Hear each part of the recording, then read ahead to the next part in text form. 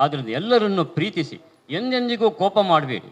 ಯಾರ ಒಟ್ಟಿಗೂ ಕೋಪ ಮಾಡಿದರೆ ನೀವು ನಿಮ್ಮನ್ನೇ ನಾಶ ಮಾಡಿಬಿಡುವಂಥದ್ದು. ಬೇರೆಯವರಿಗೆ ಏನೂ ಆಗುವುದಿಲ್ಲ ನಿಮ್ಮ ಕೋಪದಿಂದ. ನನ್ನ ತಾಯಿ ಇದನ್ನು ನನಗೆ 50 ವರ್ಷಗಳ ಹಿಂದೆ ಈ ಮಾತು ಹೇಳಿದರು. ನಾನು ನಿಜವಾಗಿ ನಿಮಗೆ ಹೇಳ್ತೇನೆ, ಅಂದಿನಿಂದ ಇಂದಿನವರೆಗೆ ನನಗೆ ಕೋಪವೇ ಇಲ್ಲ. ಅದರಿಂದ ಎಷ್ಟು ಪ್ರಯೋಜನ ಸಿಕ್ಕಿದೆ ನನಗೆ ಅಂತ ನನಗೆ ಗೊತ್ತು. ಗುರು ವಿಷ್ಣು, ಗುರುದೇವೋ ಮಹೇಶ್ವರ, ಗುರು ಸಾಕ್ಷಾತ್ ಪರಬ್ರಹ್ಮ, ತಸ್ಮೈ ಶ್ರೀ ಗುರುವೇ ನಮಃ.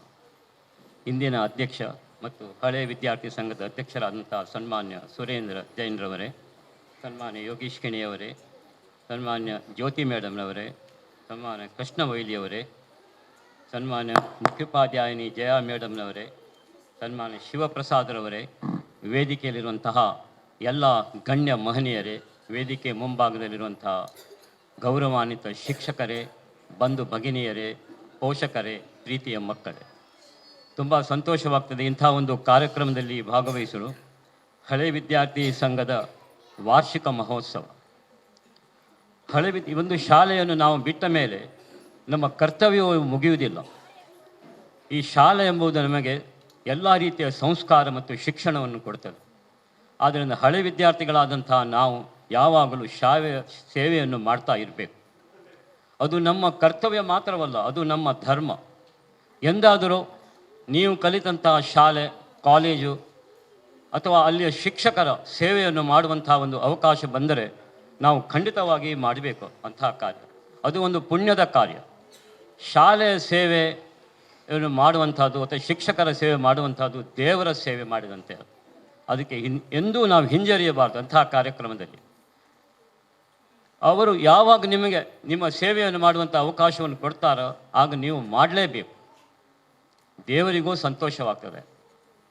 ಇವತ್ತು ನಾನು ಈ ಹಳೆ ವಿದ್ಯಾರ್ಥಿ ಸಂಘದ ಅಧ್ಯಕ್ಷ ಹಾಗೂ ಹಳೆ ವಿದ್ಯಾರ್ಥಿ ಸಂಘದ ಕಾರ್ಯಕಾರಿ ಮಂಡಳಿಯ ಎಲ್ಲ ಸದಸ್ಯರಿಗೂ ಮತ್ತು ಎಲ್ಲ ಹಳೆ ವಿದ್ಯಾರ್ಥಿಗಳಿಗೂ ನಾನು ವಂದಿಸ್ತೇನೆ, ಅಭಿನಂದಿಸ್ತೇನೆ. ಇಂಥ ಈ ಕಾರ್ಯಕ್ರಮದಲ್ಲಿ ನಾನು ಮಕ್ಕಳಿಗೆ, ವಿದ್ಯಾರ್ಥಿಗಳಿಗೆ ಹೇಳುವುದೇನೆಂದರೆ, ಒಳ್ಳೆಯ ರೀತಿಯಲ್ಲಿ ಕಲಿಯಿರಿ, ಒಳ್ಳೆಯ ಸಂಸ್ಕಾರವನ್ನು ಪಡೆಯಿರಿ. ನಿಮಗೆ ಒಳ್ಳೆಯ ಶಾಲೆಯು ಸಿಕ್ಕಿದೆ, ಇಲ್ಲಿಯ ಶಿಕ್ಷಕರು ಬಹಳ ಉತ್ತಮರಾಗಿದ್ದಾರೆ. ಆದ್ದರಿಂದ ನೀವು ಚೆನ್ನಾಗಿ ಕಲಿತು ನಮ್ಮ ದೇಶದ ಭವಿಷ್ಯವನ್ನು ಬೆಳೆಸಬೇಕು. ನೀವು ಎಲ್ಲ ಕಾರ್ಯಕ್ರಮದಲ್ಲಿ, ನಾನು ಪ್ರತಿ ಶಾಲೆಯಲ್ಲಿಯೂ ಕಾಲೇಜಿನಲ್ಲಿಯೂ ಹೇಳ್ತೇನೆ, ಎಲ್ಲ ಕಾರ್ಯಕ್ರಮದಲ್ಲಿ ಎಲ್ಲ ಚಟುವಟಿಕೆಗಳಲ್ಲಿ ಭಾಗವಹಿಸಿ ಒಳ್ಳೆಯ ಮಕ್ಕಳಾಗಬೇಕು, ಪ್ರತಿಭಾವಂತ ಮಕ್ಕಳಾಗಬೇಕು. ನೀವು ಆಗ ಬರುವುದು ಶಿಕ್ಷಣಕ್ಕೆ ಹೆಚ್ಚಿನ ಹೊಳಪು ಬರುವಂಥದ್ದು. ಹಿಂದೆ ತೆರೆಯಬಾರದು. ಈ ಎಲ್ಲ ಚಟುವಟಿಕೆಗಳಲ್ಲಿ ಭಾಗವಹಿಸುವುದರಿಂದ ನಿಮ್ಮಲ್ಲಿರುವಂಥ ಆತ್ಮವಿಶ್ವಾಸ ಬೆಳೆಯುತ್ತದೆ. ಸೋಲು ಗೆಲುವಿನ ವಿಷಯ ಚಿಂತನೆ ಮಾಡಬೇಡಿ. ನಾನು ಎಲ್ಲ ಶಾಲೆಗಳಿಗೆ ಹೇಳ್ತೇನೆ, ಸೋತರೆ ನಿಮಗೆ ಅನುಭವ, ಗೆದ್ದರೆ ನಿಮಗೆ ಪ್ರೇರಣೆ ಸಿಗ್ತದೆ. ಮುಂದೆ ಒಂದು ದಿನ ನೀವು ಗೆಲ್ತೀರಿ. ಅಂಥ ಮನೋಭಾವವನ್ನು ನಾವು ಬೆಳೆಸಬೇಕು. ಪ್ರತಿಭಾವಂತ ಮಕ್ಕಳಾಗಬೇಕು. ಈ ಆತ್ಮವಿಶ್ವಾಸ, ಸೆಲ್ಫ್ ಕಾನ್ಫಿಡೆನ್ಸ್ ಹೇಳ್ತಾರೆ, ಆತ್ಮವಿಶ್ವಾಸ ನಿಮ್ಮ ಒಂದು ಸಲ ಬಂದರೆ ಇಡೀ ಜಗತ್ತನ್ನೇ ಗೆಲ್ಬೋದು ನೀವು. ಇಡೀ ಜಗತ್ತು ನಿಮ್ಮ ಪಾದದ ಅಡಿಗೆ ಬರ್ತದೆ. ಈ ಆತ್ಮವಿಶ್ವಾಸ ಅಂದರೆ ಸೂಪರ್ ಪವರ್, ಬಹಳಷ್ಟು ಪ್ರಭಾವಶಾಲಿ ಅಂತ ಆತ್ಮವಿಶ್ವಾಸ. ಮತ್ತು ಸಕಾರಾತ್ಮಕ ಗುಣ, ಪಾಸಿಟಿವ್ ಥಿಂಕಿಂಗ್ ಅಂತ ಹೇಳ್ತಾರೆ, ಸಕಾರಾತ್ಮಕ ಗುಣ. ಈ ಎರಡು ನಿಮ್ಮಲ್ಲಿ ಇದ್ದರೆ ನಿಮಗೆ ಯಾವುದರ ಭಯವಿಲ್ಲ. ನಿಮಗೆ ಯು ವಿಲ್ ಬಿ ಅನ್ಸ್ಟಾಪೇಬಲ್. ಯಾರೂ ನಿಮಗೆ ಸ್ಟಾಪ್ ಮಾಡಲಿಕ್ಕಾಗೋದಿಲ್ಲ. ಅಂಥ ಮಕ್ಕಳಾಗಿ ಸ್ವಾಮಿ ವಿವೇಕಾನಂದರು ಹೇಳ್ತಾರೆ, ಮಕ್ಕಳೆಂದರೆ ದೇವರ ಪ್ರತೀಕ, ಪರಮಾತ್ಮನ ಸ್ವರೂಪ. ನಿಮ್ಮಲ್ಲಿ ಎಲ್ಲ ಶಕ್ತಿ ಉಂಟು, ಅದನ್ನು ನೀವು ಚೆನ್ನಾಗಿ ತಿಳಿದುಕೊಳ್ಬೇಕು. ನಿಮ್ಮ ಶಕ್ತಿಯನ್ನು ನೀವು ಕಡೆಗಣಿಸಬಾರ್ದು. ಗಾಬರಿ ಮತ್ತು ಕೋಪ ಬಹಳಷ್ಟು ಹೇಳಿದ್ದಾರೆ ಇದರ ವಿಷಯ ಸ್ವಾಮಿ ವಿವೇಕಾನಂದರು. ಎಂದೂ ಗಾಬರಿ ಪಡಬಾರ್ದು. ಬಹಳ ಧೈರ್ಯಶಾಲಿಗಳಾಗಬೇಕು ಮಕ್ಕಳಿರುವಾಗಲೇ. ಗಾಬರಿ ಪಡೋದು ಯಾಕೆ? ಸುಳ್ಳು ಹೇಳಿದರೆ, ಕಳ್ಳತನ ಮಾಡಿದರೆ, ಮೋಸ ಮಾಡಿದರೆ ಗಾಬರಿ ಪಡಬೇಕು. ಇಲ್ಲದರೆ ಗಾಬರಿ ಆಗುವ ಅವಶ್ಯವೇ ಇಲ್ಲ ನಿಮಗೆ. ಮುಂದೆ ನೋಡ್ತಾ ಹೋಗ್ಬೇಕು, ಹಿಂದೆ ಎಂದೂ ನೋಡಬಾರ್ದು ನೀವು. ಮತ್ತು ಕೋಪ ಮಾಡಲೇಬಾರ್ದು ಯಾರ ಒಟ್ಟಿಗೆ. ನಮಗೆ ಮನುಷ್ಯ ಜನ್ಮ ಸಿಕ್ಕಿದೆ, ದೇವರು ಕೊಟ್ಟಿದ್ದಾರೆ ಅದ್ಭುತವಾದಂತಹ ಈ ಕೊಡುಗೆ. ಎಲ್ಲರನ್ನೂ ಪ್ರೀತಿಸಬೇಕು ನಾವು. ಮನುಷ್ಯ ಜನ್ಮ ಸಿಕ್ಕಿದ್ದು ಬೇರೆಯವರನ್ನು ದ್ವೇಷಿಸಲಿಕ್ಕಿಲ್ಲ, ಪ್ರೀತಿಸಲಿಕ್ಕೆ. ಯಾರ ಮನಸ್ಸನ್ನು ನೋಯಿಸಬಾರ್ದು, ಯಾರ ವಿಷಯ ಕೆಟ್ಟದ್ದು ಮಾತನಾಡುವಂಥದ್ದು, ಅಂಥ ಯಾವ ಕಾರ್ಯವನ್ನು ನಾವು ಮಾಡಬಾರ್ದು. ಈ ಸುಂದರವಾದ, ಅದು ಅಭೂತಪೂರ್ವವಾದ, ಅಮೋಘವಾದ ಈ ಮನುಷ್ಯ ಜನ್ಮವನ್ನು ಸಾರ್ಥಕ ಮಾಡಬೇಕು. ಆದ್ದರಿಂದ ಎಲ್ಲರನ್ನು ಪ್ರೀತಿಸಿ, ಎಂದೆಂದಿಗೂ ಕೋಪ ಮಾಡಬೇಡಿ. ಯಾರ ಒಟ್ಟಿಗೂ. ಕೋಪ ಮಾಡಿದರೆ ನೀವು ನಿಮ್ಮನ್ನೇ ನಾಶ ಮಾಡಿಬಿಡುವಂಥದ್ದು, ಬೇರೆಯವರಿಗೆ ಏನೂ ಆಗುವುದಿಲ್ಲ ನಿಮ್ಮ ಕೋಪದಿಂದ. ನನ್ನ ತಾಯಿ ಇದನ್ನು ನನಗೆ 50 ವರ್ಷಗಳ ಹಿಂದೆ ಈ ಮಾತು ಹೇಳಿದರು. ನಾನು ನಿಜವಾಗಿ ನಿಮಗೆ ಹೇಳ್ತೇನೆ, ಅಂದಿನಿಂದ ಇಂದಿನವರೆಗೆ ನನಗೆ ಕೋಪವೇ ಇಲ್ಲ. ಅದರಿಂದ ಎಷ್ಟು ಪ್ರಯೋಜನ ಸಿಕ್ಕಿದೆ ನನಗೆ ಅಂತ ನನಗೆ ಗೊತ್ತು. ಆದ್ದರಿಂದ ಹಿಂದೆ ನೀವು ಶಪಥ ಮಾಡಿ, ನನಗೆ ಇಂದು ಮುಂದೆ ಎಂದಿಗೂ ನನಗೆ ಗಾಬರಿ ಇರುವುದಿಲ್ಲ, ನಾನು ಕೋಪ ಮಾಡುವುದಿಲ್ಲ ಹೇಳಿ ನೋಡಿ. ನಿಮ್ಮ ಜೀವನವು ಹೇಗೆ ಬೆಳೆಯುತ್ತದೆ ಹೇಳಿ. ಬಹಳ ಒಳ್ಳೆಯ ರೀತಿಯಲ್ಲಿ ನಿಮ್ಮ ಜೀವನವು ಸಾಗ್ತದೆ. ಆದ್ದರಿಂದ ಅಂಥ ಒಂದು ವಿಷಯವನ್ನು ನೀವು ಮನಸ್ಸಿನಲ್ಲಿ ಇಟ್ಟುಕೊಳ್ಳಿ. ಗಾಬರಿ ಇಲ್ಲ, ಕೋಪ ಇಲ್ಲ, ನೋಡಿ ನಿಮ್ಮ ಜೀವನ ಎಷ್ಟು ಒಳ್ಳೆಯ ರೀತಿಯಲ್ಲಿ ನಡೀತದೆ ಅಂತ ಹೇಳಿ. ಈ ವಿದ್ಯಾರ್ಥಿ ಜೀವನವು ನಮ್ಮ ಜೀವನದಲ್ಲಿರುವಂಥ ಅತಿ ಸೊಗಸಾದ, ಸುಂದರವಾದ, ಅಭೂತಪೂರ್ವವಾದಂತಹ ಸಮಯ. ಈ ಬಾಲ್ಯದ ಸವಿಯನ್ನು ಸವಿಯಬೇಕು ನೀವು. ಇನ್ನು ಎಂದೆಂದಿಗೂ ನಿಮ್ಮ ಜೀವನದಲ್ಲಿ ಇಂಥ ಸಮಯವೂ ಬರುವುದಿಲ್ಲ.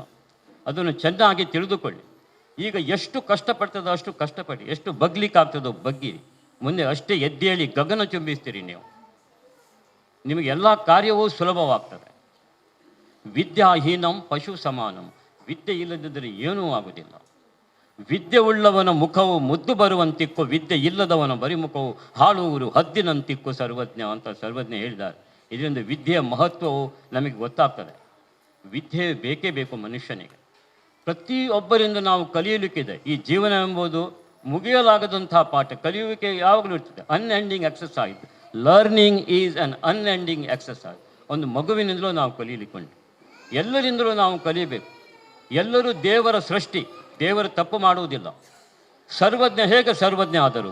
ಸರ್ವಜ್ಞನೆಂಬವನು ಗರ್ವದಿಂದಾದವನೇ, ಸರ್ವರೊಳಗೊಂದೊಂದು ನುಡಿಗಳಿತು ವಿದ್ಯಾದ ಪರ್ವತವೇ ಆದ ಸರ್ವಜ್ಞ. ಪ್ರತಿಯೊಬ್ಬರಿಂದ ನೀವು ಕಲಿಯಬೇಕು. ಅದು ಮಾತ್ರವಲ್ಲ, ಒಳ್ಳೆಯ ಮಕ್ಕಳಾಗಬೇಕು. ಒಳ್ಳೆಯ ಸಂಸ್ಕಾರ, ಸಂಸ್ಕೃತಿ, ಗುಣನಡತೆ, ಆಚಾರ ವಿಚಾರ, ಶಿಸ್ತುಗಳನ್ನು ಅಳವಡಿಸಿ ಜೀವನ ಮಾಡಬೇಕು. ಶಿಕ್ಷಣ ಮತ್ತು ಸಂಸ್ಕಾರ ಬದುಕಿನ ಮೂಲ ಮಂತ್ರ. ಇದು ಎರಡೂ ಒಟ್ಟಿಗೆ ಹೋಗಬೇಕು. ಶಿಕ್ಷಣ ನಿಮಗೆ ಎಂದೂ ಎಡವಲು ಬಿಡುವುದಿಲ್ಲ, ಸಂಸ್ಕಾರ ನಿಮಗೆ ಎಂದೂ ಕೆಡಲು ಬಿಡುವುದಿಲ್ಲ. ಇದು ಒಟ್ಟಿಗೆ ಹೋಗಬೇಕು. ಸಂಸ್ಕಾರವಿಲ್ಲದ ಶಿಕ್ಷಣ ನೀರಿನಲ್ಲಿ ಹೋಮಗೈದಂತೆ, ಅದರಿಂದ ಏನೂ ಪ್ರಯೋಜನ ಇಲ್ಲ. ಅದು ವ್ಯರ್ಥ ಆ ಶಿಕ್ಷಣ. ಅದನ್ನು ಚೆನ್ನಾಗಿ ನೆನಪಿನಲ್ಲಿಟ್ಟುಕೊಳ್ಳಿ. ಎಲ್ಲ ಇವು ಸದ್ಗುಣಿಗಳಾಗಬೇಕು, ಸಕಲ ಗುಣ ಸಂಪನ್ನರಾಗಬೇಕು ನೀವು. ಆಗ ಮಾತ್ರ ಈ ಶಿಕ್ಷಣಕ್ಕೆ ಮಹತ್ವ ಬರುವಂಥದ್ದು. ನೀವು ರಾಮಾಯಣವನ್ನು ಓದಿದಿರಿ. ಪ್ರಭು ರಾಮಚಂದ್ರ ದೇವರು, ಮರ್ಯಾದಾ ಪುರುಷೋತ್ತಮ ಪ್ರಭು ರಾಮಚಂದ್ರ ದೇವರು ಹೇಗಿದ್ದರು? ಸಕಲ ಗುಣ ಸಂಪನ್ನರಾಗಿದ್ದರು, ಆದರ್ಶಪ್ರಾಯ ವ್ಯಕ್ತಿಗಳಾಗಿದ್ದರು. ಅಂಥವರ ಜೀವನವನ್ನು ಚೆನ್ನಾಗಿ ತಿಳಿದು ನಮ್ಮ ಜೀವನದಲ್ಲಿ ನಾವು ಅಳವಡಿಸಿಕೊಂಡು ಹೋಗಬೇಕು. ಧನ್ಯರಾಗ್ತೀರಿ ನೀವು. ಆಗ ಮನುಷ್ಯ ಧರ್ಮ ಸಿಕ್ಕಿದ್ದು ಸಾರ್ಥಕ ಆಗ್ತದೆ. ಮಾನವೀಯತೆ, ನಮ್ರತೆ, ಪರೋಪಕಾರ, ಅನುಕಂಪ, ಧರ್ಮನಿಷ್ಠೆ, ತತ್ವನಿಷ್ಠೆ, ಸೌಜನ್ಯಶೀಲತೆ, ಸ್ನೇಹಪರತೆ, ಸರಳತೆ, ಸಾತ್ವಿಕತೆ ಎಲ್ಲ ಗುಣಗಳು ನಿಮ್ಮಲ್ಲಿ ಇರಬೇಕು. ಆಗ ಮಾತ್ರ ನಿಮ್ಮ ಈ ಜೀವನವೇ ಒಳ್ಳೆಯ ರೀತಿಯಲ್ಲಿ ಬೆಳೆಯುತ್ತದೆ. ಕೃಷ್ಣ ಪರಮಾತ್ಮರು ಹೇಳಿದ್ದಾರೆ ಭಗವದ್ಗೀತೆಯಲ್ಲಿ, ಸತ್ಯ, ಧರ್ಮ, ನ್ಯಾಯ, ನೀತಿ, ನಿಷ್ಠೆ, ಆಂತರಿಕ ಪರಿಶುದ್ಧತೆ ಎಲ್ಲಿ ಉಂಟೋ ಅಲ್ಲಿ ನಾನು ಸದಾಕಾಲ ಇದ್ದೇನೆ. ಅಲ್ಲಿ ನಿಮ್ಮ ಯಾವ ಕಾರ್ಯವನ್ನು ಮಾಡಿದರೂ ನೀವು ಸಫಲರಾಗ್ತೀರಿ. ನೀವು ಅಸಫಲತೆ ಇರುವುದಿಲ್ಲ, ಅಲ್ಲಿ ಎಲ್ಲ ಸಫಲ ಆಗ್ತದೆ. ಅಂದರೆ ಆ ಧರ್ಮವು ನಿಮ್ಮನ್ನು ಯಾವಾಗಲೂ ಕಾಪಾಡುವಂಥದ್ದು. ಮಕ್ಕಳಿರುವಾಗಲೇ ಇದರ ಜ್ಞಾನ ನಿಮಗೆ ಇರಬೇಕು. ಅದನ್ನು ಚೆನ್ನಾಗಿ ಇದನ್ನು ತಿಳಿದುಕೊಳ್ಬೇಕು ನೀವು. ನಮಗೆ ಯಾವ ವೈರಿಗಳು ಇಲ್ಲ ಹೊರಗಿನಿಂದ. ನಮ್ಮ ವೈರಿಗಳು ನಮ್ಮಲ್ಲಿಯೇ ಅಡಗಿಕೊಂಡಿವೆ. ಕಾಮ, ಕ್ರೋಧ, ಲೋಭ, ಮೋಹ, ಮದ, ಮತ್ಸರ ಇವುಗಳನ್ನು ನಾಶ ಮಾಡಬೇಕು ನಾವು. ಈಗ ನಿಮ್ಮ ಸಮಯ ಅದು ಮಾಡುವಂಥ, ಮುಂದೆ ಎಂದೆಂದಿಗೂ ಆಗುವುದಿಲ್ಲ.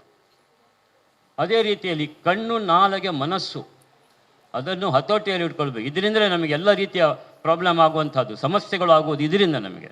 ಕಣ್ಣು, ನಾಲಿಗೆ, ಮನವು. ಸರ್ವಜ್ಞ ಹೇಳಿದರು, ಕಣ್ಣು, ನಾಲಿಗೆ, ಮನವು ತನ್ನದೆಂದನ ಬೇಡ, ಅನ್ಯರು ಕೊಂದರನ ಬೇಡ, ಇವು ಮೂರು ತನ್ನ ಕೊಲ್ಲುವವು ಸರ್ವಜ್ಞ. ಆದ್ದರಿಂದ ಇದನ್ನು ಹತೋಟಿಯಲ್ಲಿಟ್ಕೊಳ್ಳು. ಒಳ್ಳೆಯ ಮಕ್ಕಳಾಗಬೇಕು. ಒಳ್ಳೆಯ ಮಾತುಗಾರಿಕೆ ಇರಬೇಕು ನಿಮ್ಮಲ್ಲಿ, ವಾಕ್ ಚಾತುರ್ಯ. ಆಗ ನೋಡಿ ಎಲ್ಲರೂ ಹೇಳಬೇಕು, ಎಷ್ಟು ಒಳ್ಳೆಯ ರೀತಿಯಲ್ಲಿ ಮಾತನಾಡ್ತಾರೆ ಈ ಮಕ್ಕಳು, ಯಾವ ಶಾಲೆಯಿಂದ ಬಂದಿದ್ದಾರೆ, ಇವರ ಶಿಕ್ಷಕರು ಯಾರು, ಇವರ ಹೆತ್ತವರು ಯಾರು ಅಂತ ಹೇಳಬೇಕು. ಯಾವ ಶಾಲೆಯಿಂದ ಬಂದದ್ದು ಹೇಳಬೇಕು. ಅಂತಹ ಮಕ್ಕಳಾಗಿ ಶಾಲೆಗೆ ಹೆಸರನ್ನು ತರಬೇಕು. ಇದು ನಿಮ್ಮ ಕರ್ತವ್ಯ ಮಾತ್ರವಲ್ಲ, ನಿಮ್ಮ ಧರ್ಮ ಇದು. ಆಗ ನೋಡಿ ನಿಮಗೆ ನಿಮ್ಮ ಜೀವನದ ಮೇಲೆ ಎಷ್ಟು ಪ್ರೀತಿ ಬರ್ತದೆ ಹೇಳಿ. ನಾವು ಒಳ್ಳೆಯವರಾದರೆ ಇಡೀ ಜಗತ್ತೇ ನಮಗೆ ಒಳ್ಳೆಯದಾಗಿ ಕಾಣ್ತದೆ. ನಾವು ಒಳ್ಳೆಯದಾಗುವುದು, ಬೇರೆಯವರ ಸೇವೆ ಮಾಡುವುದು, ದಾನ ಧರ್ಮಗಳನ್ನು ಮಾಡುವುದು ಜನರನ್ನು ಮೆಚ್ಚಿಸಲಿಕ್ಕಲ್ಲ, ನಮ್ಮ ಆತ್ಮ ತೃಪ್ತಿಗಾಗಿ, ಬದುಕಿನ ಶಿಸ್ತಿಗಾಗಿ, ಆ ಭಗವಂತನನ್ನು ಮೆಚ್ಚಿಸಲಿಕ್ಕಾಗಿ. ಇದನ್ನು ನಾವು ಚೆನ್ನಾಗಿ ತಿಳಿದುಕೊಳ್ಬೇಕು. ನೀವು ಒಳ್ಳೆಯ ಮಕ್ಕಳಾದರೆ ದೇವರ ಹತ್ರ ಹೋಗಿ ಬೇಡಿ, ನಿಮಗೆ ಏನಾದರೂ ಅವರು ಕೊಡ್ತಾರೆ. ಏನೂ ಕೊಡ್ತಾರೆ, ನೀವು ಬೇಡುದು ಕೊಡ್ತಾರೆ. ದೇವರು ನೋಡುವುದು ನಮ್ಮ ಧರ್ಮ, ಕರ್ಮ, ಶ್ರಮ, ಪ್ರೇಮ, ಆಚಾರ, ವಿಚಾರ, ವ್ಯವಹಾರ, ಮಾತು, ಸಂಸ್ಕಾರ, ಚಾರಿತ್ರ. ಇದು ನೋಡುವುದು ದೇವರು. ಮತ್ತು ಏನು ಬೇಡ ದೇವರಿಗೆ. ದೇವರನ್ನು ಪ್ರೀತಿಸಿ, ಅವರ ಮೇಲೆ ಬರುವಂಥ ಶ್ರದ್ಧೆಯು ನಿಮಗೆ ಇರಬೇಕು ದೇವರ ಮೇಲೆ. ಆಗ ನೋಡಿ ನಿಮಗೆ ದೇವರು ಸರ್ವಸ್ವ ಕೊಡ್ತಾರೆ, ಏನು ಕಡಿಮೆ ಮಾಡೋದಿಲ್ಲ. ದೇವರ ಹತ್ರ ನೀವು ಏನು ಬೇಡಬೇಕಾದರೂ ಅದಕ್ಕೆ ನೀವು ಅರ್ಹರಾಗಬೇಕು.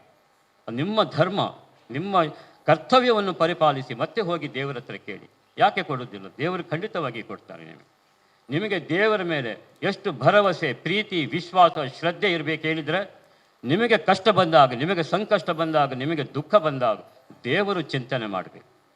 ಅಂಥ ಒಂದು ಶ್ರದ್ಧೆ, ವಿಶ್ವಾಸ ನಮಗೆ ದೇವರ ಮೇಲೆ ಇರಬೇಕು. ನಿಮ್ಮ ಶಿಕ್ಷಕರನ್ನು ನಾನು ಪ್ರತಿ ಶಾಲೆಯಲ್ಲಿ ಹೇಳುತ್ತೇನೆ, ಯಾವಾಗಲೂ ಗೌರವಿಸಿ, ಆದರಿಸಿ, ಸತ್ಕರಿಸಿ, ಪ್ರೀತಿಸಿ, ಪೂಜಿಸಿ. ನಿಮ್ಮ ಶಿಕ್ಷಕರೆಂದರೆ ದೇವರು. ಅವರಿಗಿಂತ ದೊಡ್ಡ ದೇವರಿಲ್ಲ. ನಿಮಗೆ ಸರ್ವಸ್ವ ಮಾಡ್ತಾರೆ. ನಿಮಗಾಗಿ ಅವರು ಶುದ್ಧ ಹೃದಯದಿಂದ, ಶುದ್ಧ ಮನಸ್ಸಿನಿಂದ, ಶುದ್ಧ ಹಸ್ತಗಳಿಂದ, ನಿಸ್ವಾರ್ಥ ಭಾವನೆಯಿಂದ ನಿಮ್ಮ ಸೇವೆ ಮಾಡ್ತಾರೆ. ನಿಮಗೆ ಒಳ್ಳೆಯ ಶಿಕ್ಷಣವನ್ನು ಪ್ರಾಪ್ತಿ ಮಾಡ್ತಾರೆ, ಒಳ್ಳೆಯ ಸಂಸ್ಕಾರವನ್ನು ಕೊಡ್ತಾರೆ, ಜೀವನದ ಪಂಚಾಂಗವನ್ನು ಹಾಕಲು ಎಲ್ಲ ರೀತಿಯಲ್ಲಿ ಸಹಕರಿಸ್ತಾರೆ. ಅಂತಹ ಶಿಕ್ಷಕರನ್ನು ಜೀವನ ಪರ್ಯಂತ ಮರೆಯಬಾರದು. ನಿಮಗೆ ಒಂದು ಮಾತು ಹೇಳ್ತೇನೆ ನಾನು, ನೀವು ಕಲಿತ ಶಾಲೆ, ನೀವು ಕಲಿತ ಕಾಲೇಜು, ಶಿಕ್ಷಕರು, ಅವರನ್ನು ಜೀವನ ಪರ್ಯಂತ ನೀವು ಮರೆಯಬಾರದು. ಮುಂದೆ ನಾನು ಈಗ ಹೇಳಿದಷ್ಟೇ, ಮುಂದೆ ಎಲ್ಲಿಯಾದರೂ ಅವರ ಸೇವೆ ಮಾಡುವಂಥ ಒಂದು ಅವಕಾಶ ನಿಮಗೆ ಸಿಕ್ಕಿದರೆ ನೀವು ಮಾಡಲೇಬೇಕು. ಅದು ದೇವರ ಸೇವೆ. ಧನ್ಯರಾಗ್ತೀರಿ ನೀವು. ಈ ಮನುಷ್ಯ ಜನ್ಮ ಸಾರ್ಥಕ ಆಗ್ತದೆ. ನಾನು ಎಷ್ಟೋ ಕಡೆಯಲ್ಲಿ ನೋಡ್ತೇನೆ, ಹಳೆಯ ವಿದ್ಯಾರ್ಥಿಗಳು ಹಿಂಜರಿಯುತ್ತಾರೆ. ಅವರ ಶಾಲೆಗಳಿಗೆ, ಕಾಲೇಜುಗಳಿಗೆ ಸೇವೆ ಮಾಡುವಂಥ ಒಂದು ಅವಕಾಶ ಬಂದರೂ ಅವರು ಮಾಡುವುದಿಲ್ಲ. ಅದು ಸರಿಯಾದ ಮಾತಲ್ಲ. ನಾವು ಮಾಡಬೇಕು. ನಮ್ಮ ಧರ್ಮ, ಈ ಶಾಲೆ ಕಾಲೇಜುಗಳು ಸರ್ವಸ್ವ ನಮಗೆ ಕೊಟ್ಟಿದೆ. ನಮಗೆ ವಿದ್ಯಾಭ್ಯಾಸವು, ನಮಗೆ ಶಿಕ್ಷಣ ಕೊಟ್ಟಿದೆ, ನಮಗೆ ಸಂಸ್ಕಾರ ಕೊಟ್ಟಿದೆ. ಅದನ್ನು ಮರೆಯಲೇಬಾರ್ದು ನಮ್ಮ ಜೀವನ ಪರ್ಯಂತ. ಆದರೆ ನೀವು, ನಿಮ್ಮ ಕರ್ತವ್ಯವೇನೆಂದರೆ ನಿಮ್ಮ ಈ ಶಿಕ್ಷಕರ ಮಾತನ್ನು ಚೆನ್ನಾಗಿ ಆಲಿಸಿ ನೀವು ವಿದ್ಯಾಭ್ಯಾಸವನ್ನು ಪಡೆಯಿರಿ. ಅವರ ಹೃದಯವನ್ನು ಸೂರೆ ಮಾಡಿ, ಅವರ ಮನಸ್ಸನ್ನು ಗೆಲ್ಲಿರಿ. ನಿಮಗೆ ಶಾಶ್ವತವಾದ ಸ್ಥಾನವನ್ನು ಮಾಡಿಕೊಳ್ಳಿ ಅವರ ಹೃದಯದಲ್ಲಿ. ಆಗ ನಾನು ಹೇಳ್ತೇನೆ, ನೀವು ಬಹಳಷ್ಟು ಒಳ್ಳೆಯ ಮಕ್ಕಳು, ನೀವು ವಿದ್ಯಾರ್ಥಿಗಳು ಅಂತ ಹೇಳ್ತೇನೆ. ಆದರೆ ಇದನ್ನು ಚೆನ್ನಾಗಿ ತಿಳಿದು ನಿಮ್ಮ ತಂದೆ ತಾಯಿಯನ್ನು ಯಾವಾಗಲೂ ಗೌರವಿಸಿ, ಅವರನ್ನು ಎಂದೆಂದೂ ಕಡೆಗಣಿಸಬೇಡಿ ನಿಮ್ಮ ಜೀವನದಲ್ಲಿ. ನೀವು ದೊಡ್ಡವರಾದ ಮೇಲೂ ಅವರನ್ನು ಚೆನ್ನಾಗಿ ನೋಡಿಕೊಳ್ಬೇಕು. ನೀವು ಅವರ ಸ್ಥಾನ ನಿಮ್ಮ ಹೃದಯದಲ್ಲಿ, ನಿಮ್ಮ ಮನಸ್ಸಿನಲ್ಲಿ, ವೃದ್ಧಾಶ್ರಮದಲ್ಲಿ ಅಲ್ಲ. ತಂದೆ ತಾಯಿಯನ್ನು ಯಾರು ಚೆನ್ನಾಗಿ ನೋಡಿಕೊಂಡಿದ್ದಾರೋ ಅವರು ದೇವರೇ ಯಾವಾಗಲೂ ನೋಡಿಕೊಳ್ತಾರೆ. ನಿಮಗೆ ಕೆಳಗೆ ಬೀಳಲು ಬಿಡುವುದಿಲ್ಲ, ದೇವರು ಹೊತ್ತುಕೊಂಡು ಹೋಗ್ತಾರೆ. ಅದು ಸರಿಯಾದಂತಹ ಮಾತು. ಚೆನ್ನಾಗಿ ತಾಯಿ ತಂದೆಯವರು ಸರ್ವಸ್ವ ತ್ಯಾಗ ಮಾಡ್ತಾರೆ ನಿಮಗೋಸ್ಕರ. ಅದನ್ನು ಜೀವನ ಪರ್ಯಂತ ನೀವು ಮರೆಯದೆ ಅವರ ಸೇವೆಯನ್ನು ಮಾಡಿ, ಪರಮಾತ್ಮನನ್ನು ಯಾವಾಗಲೂ ಪ್ರಾರ್ಥಿಸಿ, ಅವರ ವಿಶ್ವಾಸವನ್ನು ಗಳಿಸಿ. ದೇವರು ಒಮ್ಮೆ ನಿಮ್ಮ ಕೈ ಹಿಡಿದರೆ ಅವರು ಎಂದೆಂದಿಗೂ ನಿಮ್ಮ ಕೈಯನ್ನು ಬಿಡುವುದಿಲ್ಲ. ನಿಮಗೆ ಜೀವನದಲ್ಲಿ ಯಾವ ಕಷ್ಟವೂ ಬರುವುದಿಲ್ಲ. ನೀವು ಪ್ರಯತ್ನ ಮಾಡಿ ನೋಡಿ. ಅಂತಹ ಸಂಸ್ಕಾರ, ಗುಣನಡತೆ, ಆಚಾರ, ವಿಚಾರ, ಶಿಸ್ತುಗಳು ನಿಮ್ಮಲ್ಲಿ ಇರಬೇಕು. ಆಗ ಮಾತ್ರ ಈ ಶಿಕ್ಷಣ ಕಲಿತದ್ದು ಸಾರ್ಥಕ ಆಗ್ತದೆ. ನನಗೆ ಇಂಥ ಒಂದು ಅವಕಾಶವನ್ನು ಕೊಟ್ಟಿದ್ದಕ್ಕಾಗಿ ಇಲ್ಲಿಯ ಕಾರ್ಯಕಾರಿ ಮಂಡಳಿಗೆ ನಾನು ತುಂಬ ಆಭಾರಿಯಾಗಿದ್ದೇನೆ. ಕಾರ್ಕಳದ ಯಾವಾಗಲೂ ಕರುಣಾಳು, ದಯಾಳು, ಕೃಪಾಸಾಗರ, ದೀನಬಂಧು, ಕೃಪಾಸಿಂಧು, ಭಕ್ತ ಪೋಷಕ, ಮುಕ್ತಿಪ್ರದಾಯಕ ಕಾರ್ಕಳ ಶ್ರೀ ವೆಂಕಟರಮಣ ಸ್ವಾಮಿಯು, ಸಮರ್ಥ ಸದ್ಗುರು ಶಿರಡಿ ಸಾಯಿಬಾಬಾ ಅವರು ನಿಮಗೆಲ್ಲರಿಗೂ ಆಯುರಾರೋಗ್ಯ, ಭಾಗ್ಯ, ಸುಖ, ಶಾಂತಿ, ನೆಮ್ಮದಿ, ಸಂತೋಷವನ್ನು ಕೊಟ್ಟು ಸದಾಕಾಲ ಕಾಪಾಡಲಿ. ಇಂಥ ಈ ಒಳ್ಳೆಯ ವಿದ್ಯಾಸಂಸ್ಥೆಯು ಸಾವಿರಾರು ವರ್ಷಗಳು ಉಳಿದು ಅದು ಬೆಳೆಯಲಿ ಅಂತ ನಾನು ಪರಮಾತ್ಮನನ್ನು ಪ್ರಾರ್ಥಿಸಿ ನನ್ನ ಎರಡು ಮಾತನ್ನು ಮುಗಿಸ್ತೇನೆ. Thank you.